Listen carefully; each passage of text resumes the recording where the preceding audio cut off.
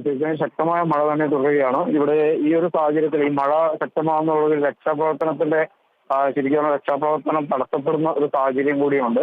കാരണം വെള്ളമൊഴുക്ക് കൂടിയിട്ടുണ്ട്. അതുപോലെ ഇപ്പോൾ പാലത്തിന്റെ താൽക്കാലികമായിട്ടുള്ള പാലം നിർമ്മാണം പാതി വഴിയിൽ നിൽക്കുകയാണ്. നല്ല ഒഴുക്കാണ് ഇവിടെ ഉള്ളത്.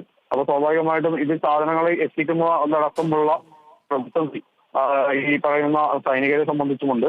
അപ്പൊ നിലവിൽ ഇപ്പൊ ഞാൻ ഉള്ളത് ഇവിടെ ക്യാമ്പിലാണ്. ഈ ക്യാമ്പിലേക്ക് ആളുകളെ നിരവധി ആളുകളാണ് ഇപ്പോൾ എത്തിച്ചുകൊണ്ടിരിക്കുന്നത്. പ്രധാന ക്യാമ്പ് നടക്കുന്നത് ഈ മേപ്പാടി ടൗണിനോട് ചേർന്നുള്ള ഗവൺമെന്റ് ഹയർ സെക്കൻഡറി സ്കൂളിൽ ആണ് പ്രധാന ക്യാമ്പ് നടക്കുന്നത്. ഇവിടെ ഏകദേശം 700ഓളം ആളുകളാണ് ഈ ക്യാമ്പിൽ ഉള്ളത്.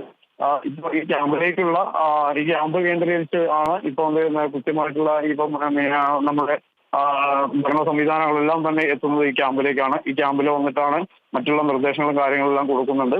എന്തായാലും ഇവിടെ ഒരു ആശങ്കാജനകമായ രീതിയിൽ തന്നെ ഇപ്പൊ മഴ ശക്തമായ ഒരു അവസ്ഥയായിരുന്നു. ഇന്ന് ഉച്ചവരെ മഴ കുറവുണ്ടായിരുന്നു. അതിനനുസരിച്ചുള്ള രക്ഷാപ്രവർത്തനങ്ങൾ പുരോഗമിച്ചിരുന്നു. എന്നാൽ പിന്നീട് നല്ല മഴ തന്നെയാണ് ഇവിടെ.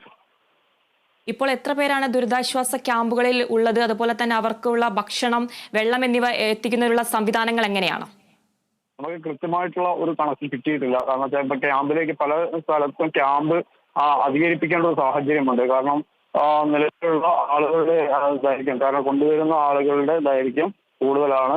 ഇപ്പൊ ഈ പറയുന്ന ഓരോ ഭാഗത്തു നിന്നും വാഹനങ്ങളിലായിട്ട് ഈ ക്യാമ്പുകളിലേക്ക് ആളുകൾ എത്തിച്ചുകൊണ്ടിരിക്കുന്ന ഒരു സാഹചര്യമുണ്ട്. സ്വാഭാവികമായിട്ടും ഇതിനെ ഉൾക്കൊള്ളാൻ കഴിയാത്ത ഒരു സംവിധാനത്തിലേക്ക് ക്യാമ്പുകൾ മാറുന്നതിനെ തുടർന്ന് പുതിയ ക്യാമ്പുകൾ സജ്ജീകരിക്കേണ്ട അവസ്ഥയിലാണ് ഭരണകൂടമുള്ളത്.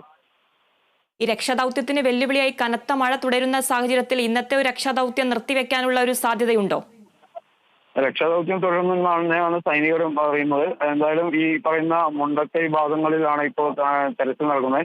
ഈ പ്രദേശത്തിന്റെ ഈ ഒരു ഭൂഘടന എന്ന് പറയുന്നത് ഇളകിയ മണ്ണും അതേപോലെ തന്നെ ഇപ്പോൾ ഉരുൾപൊട്ടിയ സാഹചര്യവും ഉള്ളതുകൊണ്ട് തന്നെ ഈ ഭാഗങ്ങളിൽ കൃത്യമായിട്ടുള്ള നിർദ്ദേശം നൽകിയിട്ടുണ്ട്. ഈ സന്നദ്ധ പ്രവർത്തകരോടെല്ലാം തന്നെ അവരുടെ സുരക്ഷ മുൻകരുതി തന്നെയുള്ള പ്രവർത്തനങ്ങൾ ചെയ്യാനാണ് ബന്ധപ്പെട്ട പോലീസ് അധികാരികളും മറ്റുള്ള റെസ്ക്യൂ ചുമതലയുള്ള ഉദ്യോഗസ്ഥരും അറിയിച്ചിരിക്കുന്നത്.